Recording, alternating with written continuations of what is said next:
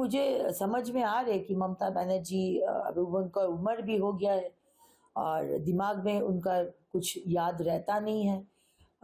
3-4 बार गिर भी गया है, गिरने का कोशिश भी किया है, वो भी अनसक्सेसफुल हो गया। तो ये सब लेकर के उनको शायद याद नहीं है कि इसी साल 3 फरवरी को वो बोले थे कि कांग्रेस को 40 आसन से ज्यादा नहीं मिलेगा। तो ये एक बहुत क्या बोले कंट्रोवर्शियल बात है कि 3 फरवरी 2024 को बोल रहे इंडिया अलायंस का जो सबसे बड़ा पार्टनर और सबसे ज्यादा सीट शेयरिंग करते हैं बीजेपी के साथ, ऑलमोस्ट 190 सीट, जिसमें बीजेपी के साथ डायरेक्ट इलेक्शन में कंपटीशन होगा, प्रतिद्वंदिता होगा। उसी कांग्रेस को ममता बनर्जी बोले थे कि 40 से ज्यादा सीट नहीं मिलेगा और आज वो बोल रही है कि इंडिया अलायंस को सबसे ज्यादा सीट मिलेगा, 300 से अधिक।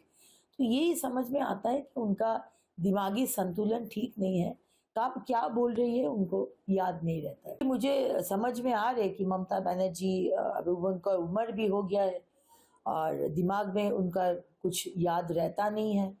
3-4 बार गिर भी गया है, गिरने का कोशिश भी किया है, वो भी अनसक्सेसफुल हो गया। तो ये सब लेकर के उनको शायद याद नहीं है कि इसी साल 3 फरवरी को वो बोले थे कि कांग्रेस को 40 आसन से ज्यादा नहीं मिलेगा।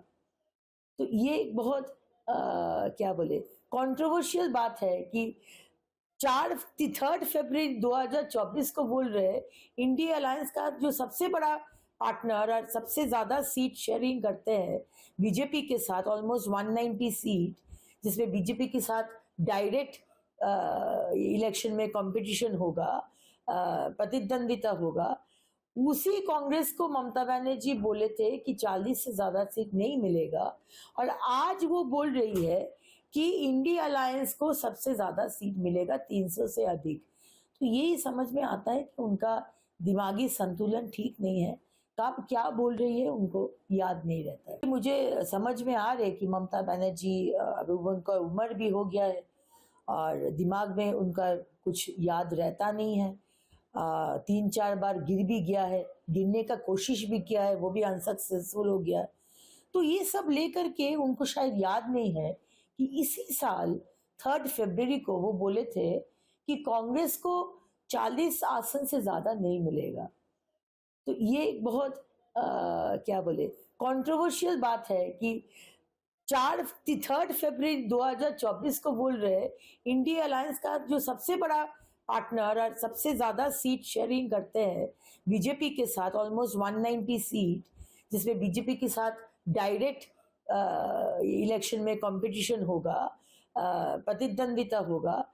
उसी कांग्रेस को ममता बनर्जी बोले थे कि 40 से ज्यादा सीट नहीं मिलेगा और आज वो बोल रही है कि इंडिया अलायंस को सबसे ज्यादा सीट मिलेगा, 300 से अधिक। तो यही समझ में आता है कि उनका दिमागी संतुलन ठीक नहीं है। कब क्या बोल रही है उनको याद नहीं रहता है।